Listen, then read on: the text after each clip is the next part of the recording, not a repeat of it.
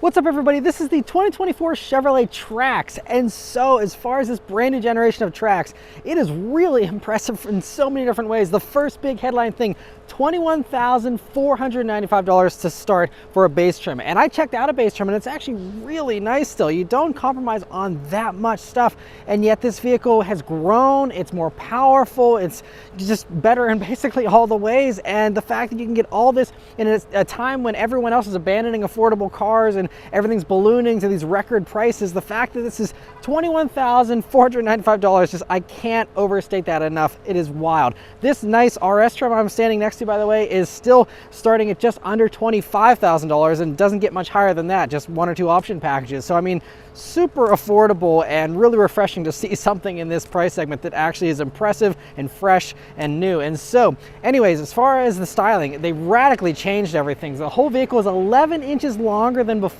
on a 6-inch longer wheelbase. It's also 4 inches lower and 2 inches wider. So I mean, radical changes to the body styling. Most other vehicles, it's like half an inch here, half an inch there. Here we're talking about nearly a foot longer, and so that makes this the longest wheelbase in the segment. It also has more space than basically everything in this segment as well, and it's just really impressive as far as, you know, the dimensions go. And I think the styling also looks really cool. You have Chevy's kind of signature thing now, where you have the slender LED daytime running lights there in the top, and then LED headlights as standard, by the way, even on that base trim there in the lower part of the front bumper. And this RS one looks a little sportier as well, with the you know, bumper being a little different. You have some different accents. There's an active trim that's a little more rugged looking, and so it's kind of cool. You can kind of change the look of this depending on which trim you get as well. Also coming down to the sides, you have 19-inch wheels here on this RS version, and they're even on 245 wide tires, a really sporty tire.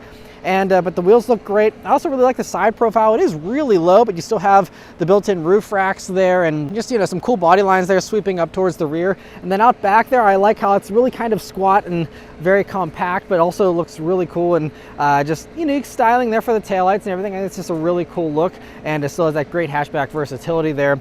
And so overall, I think they really knocked it out of the park from a styling standpoint, and everything else as well. But let's hop inside and check out how impressive it is in there too. The interior of the 2024 Trax is really impressive as well. It really just, especially in this segment, is unheard of to have double screens, and then especially to have them as large as they are. I mean, you have an 11-inch touchscreen here with wireless Apple CarPlay, wireless Android Auto, and everything from an LT and up. And even when you go down to the base LS and the 1RS trims, even those still have an 8-inch touchscreen, which is pretty good even for this segment, and you know, just really impressive the amount of tech you have here. And so anyway, the first thing, sitting down in these seats, you have these really nice soft leather seats that are perforated here in the 2RS version, and they're also heated. But the nice thing is the heated seats, that's something you don't have to go up to these higher trims to get. Even on a base LS trim, you can get an option package that has heated seats even for those cloth seats. And I also have to say too, you know, again, this is the $25,000 one I'm sitting in here, but even that $21,500 one, I got to check out that interior. And you still have cloth seats that actually have some interesting texture to them and have some different coloring. It's like a two-tone thing. They're not just the bland cloth seats that you have, you know, in most other base models of everything else. And like another thing, you'll see you get analog gauges there in that base LS and the 1RS, and those are still totally fine too. Now this one does have the digital gauges here in this 2RS, and you'll get these also in the LT and the active. And it's a nice screen, but honestly, I don't, you know, it's nice to have, but it's not that adjustable. It's not that customizable. And this is one of my minor little gripes, is that, like, for example, the TAC is a little slow to respond. It just feels a little laggy sometimes, and you also can't display like your trip information in there unless you want to have it take up like the entire bottom half of that little display, and you have to go into the touchscreen in order to select which one of those things you want. You can't have like gauges and the trip info. It's just like one thing in that one box, and you kind of got to pick and choose there. So I mean, they're fine, but I don't think these digital gauges are a must-have feature. And so, you know, I think, again, it really is so impressive and so nice there for those lower trims that I don't think you really have to feel like you're missing out too much with those. But other things here, so you have a heated steering wheel here in the 2RS, and this is something you can also even get on some of the other trims like the LTs in an option package and on the active. And this one here with the RS, you get a flat bottom wheel too, which is really cool. And I mean, just great 9.3 grip, nice little 10-2 notches. I love the red stitching and the perforations. It's a really sporty wheel, just the usual Chevy buttons here on the front and the little rocker switches on the back there. but a really nice wheel. I also really like the driving position here too, I have to say. I was able to find a nice comfortable driving position really quickly and easily, and just, you know, a really nice place to be here from the driver's seat. I love how you have the way the dashboard is designed here. You have some accents of color.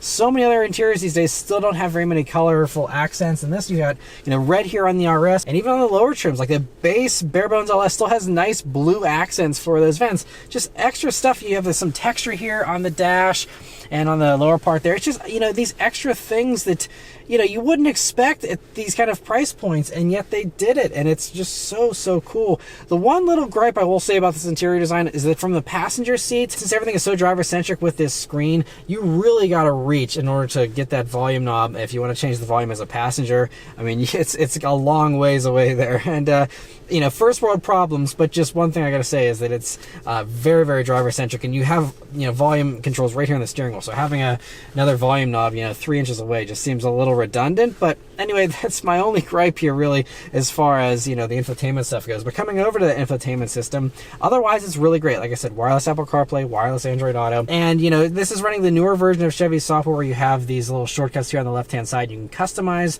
those a bit as well.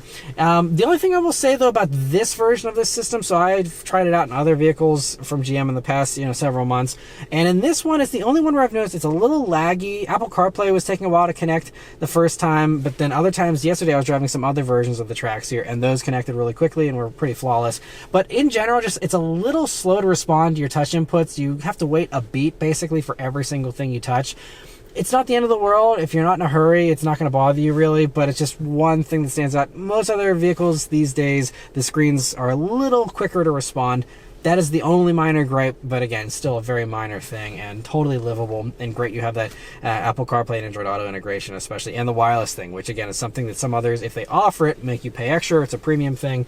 In this, even the base version gets wireless Apple CarPlay. And then coming down, you have your climate controls here, nice and simple and straightforward. Storage spaces are also really great here in the Trax. You have nice large pockets in the doors. You have a center cubby here, which is great, and has some USB jacks and power outlets. And you will find a wireless charging pad here, and some of the ones that have that option package, but doesn't come standard here, even on the top 2 RS trim. And then, you know, your 2 cup holders are nice and big, another extra space behind that, and you have the center armrest.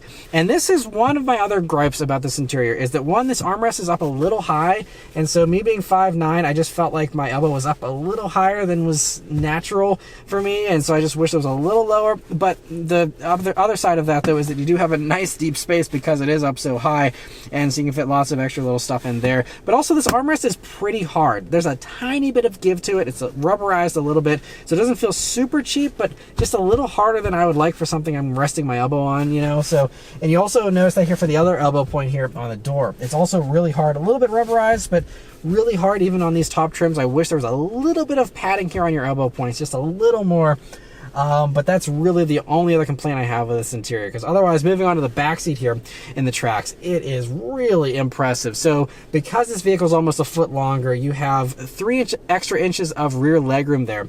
And I mean, it is a ton of space. I will go out on a limb here and say that there's probably some mid-sized 2-row crossovers that have less legroom than this little tiny subcompact thing has. And certainly this is the best rear legroom out of any subcompact crossover, I believe. You know, plenty of headroom, and yeah, you know, since there is so much legroom there, I mean, I'm 5'9", I have at least 5 inches of legroom there sitting behind myself. Otherwise, you have pockets in those doors there. They do have power outlets, no dedicated air vents or fold down armrests or anything like that, unfortunately. But again, for this price point in the segment, I think that's totally okay. The cargo space is also super good for a subcompact crossover. Once again, it's got to be one of the top ones in its segment. I think maybe a Volkswagen Taos does have this beat, probably just because that's a little taller. You can probably fit more stuff in the back of that, but this is a close runner-up. I mean, there's a lot of space when a lot of other vehicles in this segment, you know, you're lucky if you could even fit like, you know, one rolling suitcase back there. So the fact that, you know, you can see I got my big rolling duffel in there with plenty of room to spare. I mean, it is a lot of space again for this segment. Overall, just I'm very impressed with this interior. They did such a good job. They made it fun. They made it interesting when they didn't have to, honestly,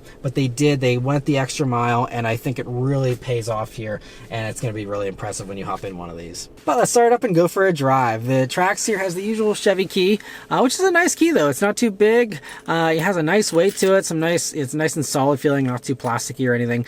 And of course it is keyless access, keyless entry, and push button start here in LT and higher trims. The base LS and the 1RS will still have a twist key, but it's the switchblade kind, still kind of cool. I don't mind those either, but it's nice to, you know, be able to leave the key in your pocket, and then you hit the engine start button here and it turns right on. All right, so setting off here in the 2024 Chevy Trax. So today I'm going to be driving the RS version, and the 2RS to be specific. So you have the 19-inch wheels here. Now I did drive an Active yesterday for a little bit of time, and you know, that has the smaller wheels. But those also handled really nicely, and you know, we're still really smooth with the ride. But here in the 19s, I'm impressed to say that, you know, it's a nice smooth ride still. I've been driving for several minutes already here, and just feels really good. But other basic things here, setting off in the Trax, you have really good visibility for the most part. A nice large windshield, pretty good view out of the sides. The only thing I will say is this A-pillar, because it is a little flatter than some of the others, it's not quite as boxy, you know, with the design.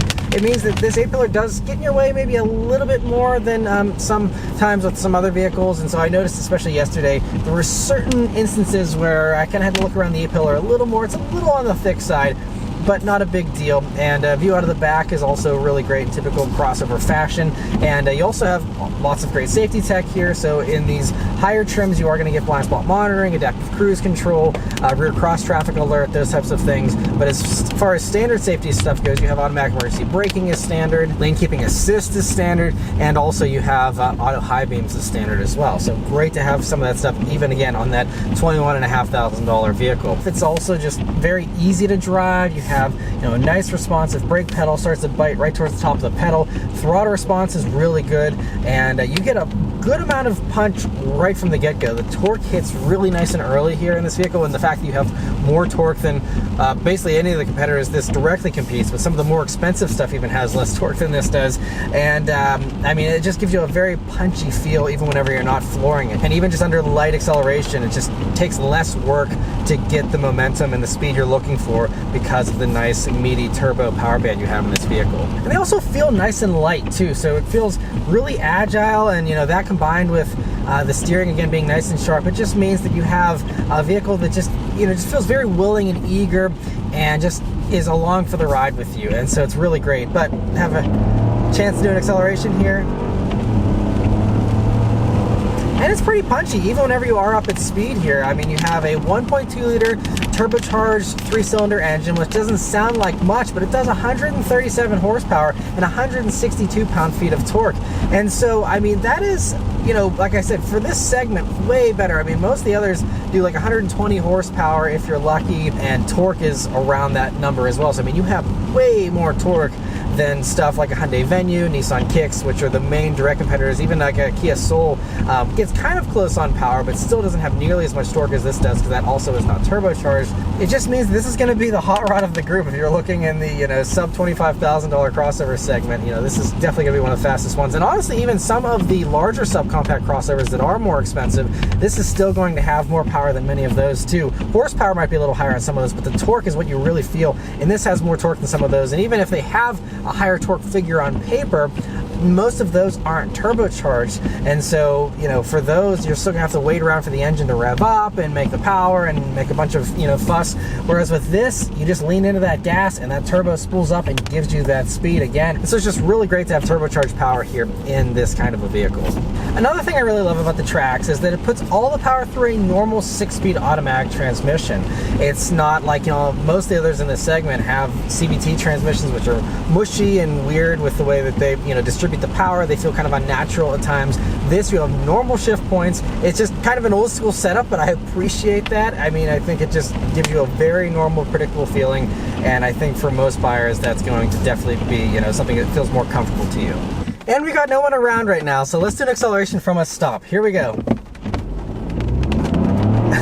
All right, so again in the rain here, but honestly there's less wheel spin than I was expecting. I was figuring that traction control is going to light up like a Christmas tree and it was just going to be crazy, but it's it actually put the power down really well. So I got to commend these little tires for having the grip that they do, especially here in the rain. And it'll do an 8.6 seconds 0 to 60, by the way, in addition to, you know, having that 162 pound-feet of torque there. It's really, like I said, just such a strong feeling little thing, and I'm just really impressed from an enthusiast standpoint. You know, again, those numbers aren't huge these days, but I'm still just like behind the wheel here being like, yeah, I got plenty of power. This thing never feels slow to me, and I can't say that about most of the other competitors. And so honestly, the fact that it's putting down the power so well here in the rain with full throttle acceleration should mean that you have pretty good traction in the snow, I would assume. And as far as handling goes here in the Trax, especially here in the RS version where you have these 19-inch wheels, a little bit of a thinner sidewall, it's really pretty good. Again, for this segment, it's a lot less crossover in its handling than a lot of the other competitors, I would say.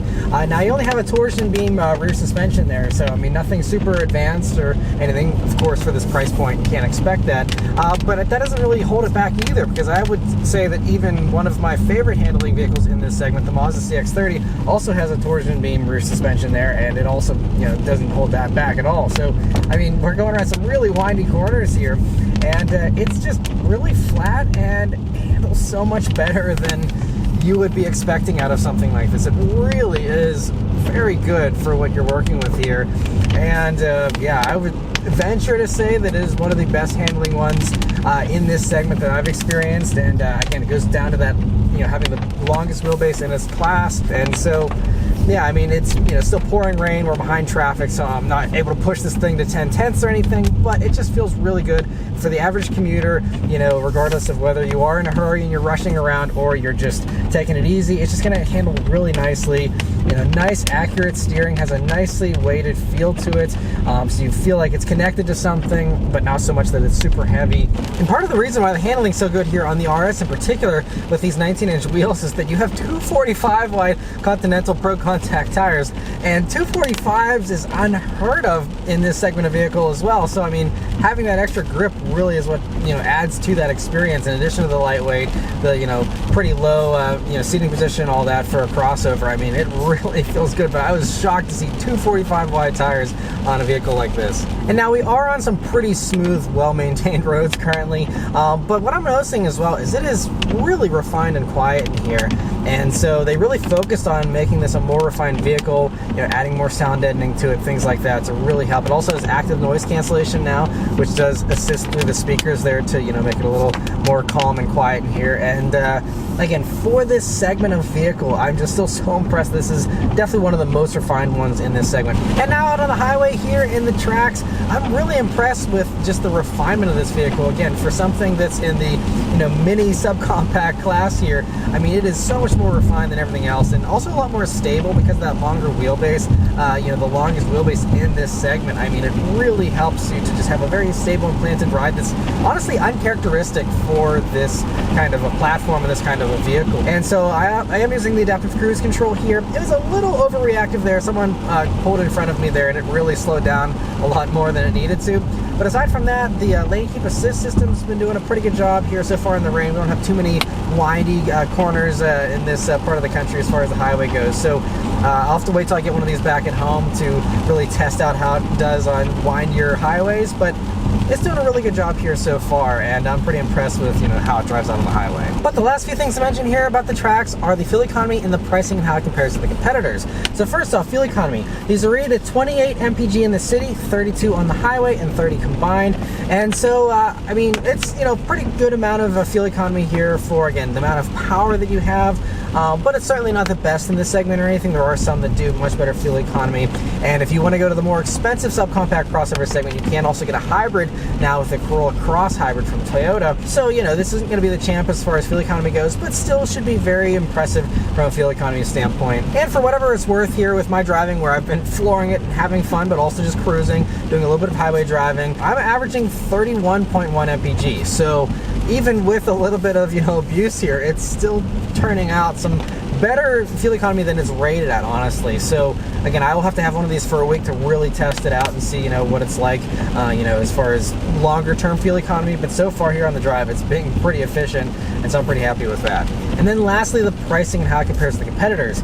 And that is really, I mean, like I mentioned in the beginning, you know, having this thing start at $21,500 is just crazy. I mean, it's not like it's the only one in the segment that, you know, has that kind of a price point. The Kia Soul does actually start a tiny bit lower, as does, I believe, the Hyundai Venue by a couple $100. But, you know, it's really right at the bottom as far as price goes compared to, you know, most of the others out there. And, I mean, again, the fact that you have way more power than all of those other competitors that are very similarly priced, and the fact that you have a good bit more space than most of those, the better technology than most of those, and also it's just fresher. Most of those competitors are kind of dated at this point. This is new and just has all those newer things you're expecting and the fresh styling. And so, I mean, I just have to say that this really is unbeatable, I think, from a value standpoint. And even like this, you know, loaded up 2RS version. Now, this one does not have the moonroof or the wireless charging pad, so there's probably like one package this is missing. But even as far as these top trims, they start at 25 grand, basically, like $5 less, 24,995 for, you know, all this. And so yes, maybe with a package you can get one of these over, you know, 26, maybe even 27 tops, but that's it. And considering, you know, all the other larger subcompact crossovers that often still have less torque, less tech than this does, many of those start at 24 or 25,000 for the base trim that don't have any of the stuff this has, like the heated steering wheel, the heated seats. You know, most of those other competitors, you got to spend 30 grand to get the kind of stuff you get here in this for 25. So it's really just impressive from a value standpoint. The only thing I will say, if you are considering like the Kia Soul or the Hyundai Venue, they do offer a 10-year, 100,000 mile warranty.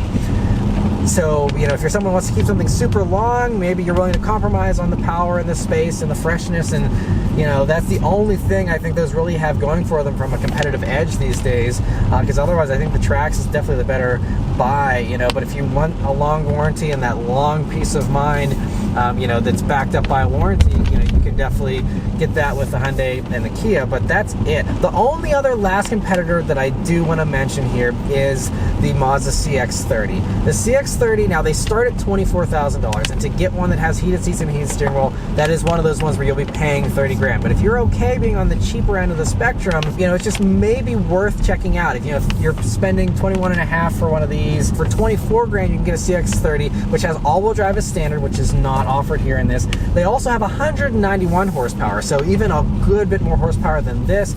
They're much more luxurious feeling inside, and even those base versions of the CX-30 give you an 8.8-inch display. Now, it's not a touchscreen. They force you to use a controller in the Mazda, unfortunately.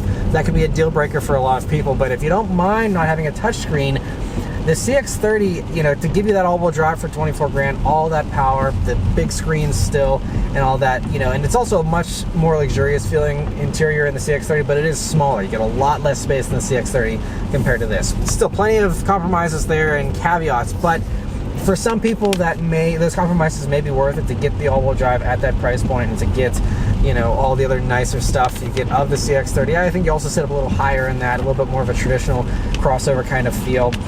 So just one other one I could go through. I mean, there's like 20 competitors in this segment these days, but I'm not going to go through all of them. But those are like the top ones in my mind. The two last little things that I will mention is that, you know, there's also the Trailblazer, but that is also kind of grouped with some of those more premium subcompact crossovers. But if you want all-wheel drive, you know, that's going to be the way to go if you want to stick with a Chevy. And then also keep in mind that Buick did just reveal the Envista, which is on the same platform as the Trax here, so it's also front-wheel drive only.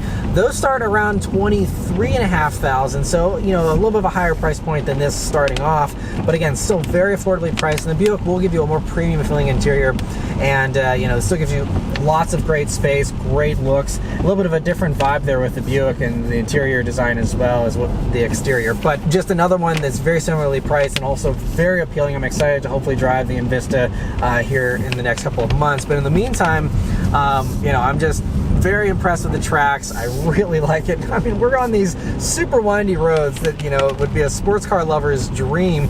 And, you know, even so, I'm in a little subcompact crossover that's, you know, $21,500 starting, and I'm, you know, having as much fun as I'm having. I have power to exit out of these corners, and it's just really it's so much better than I expected, to be completely honest.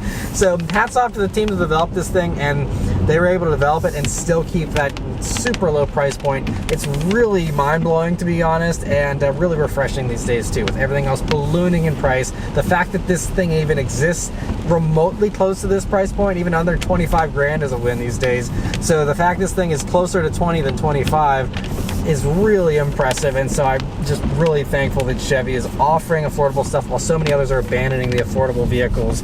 Chevy is doubling down on them and really focusing on them, and not just offering stuff, but offering good, compelling, exciting, impressive vehicles at that price point. It really is no small feat, and so I really have to commend Chevy for their efforts here with the Trax. It is very well done. But anyway, that's all of my thoughts here on the Trax. Let me know your thoughts on it in the comments below. Huge thanks to Chevy for providing me here with this opportunity to review the Trax for you guys today.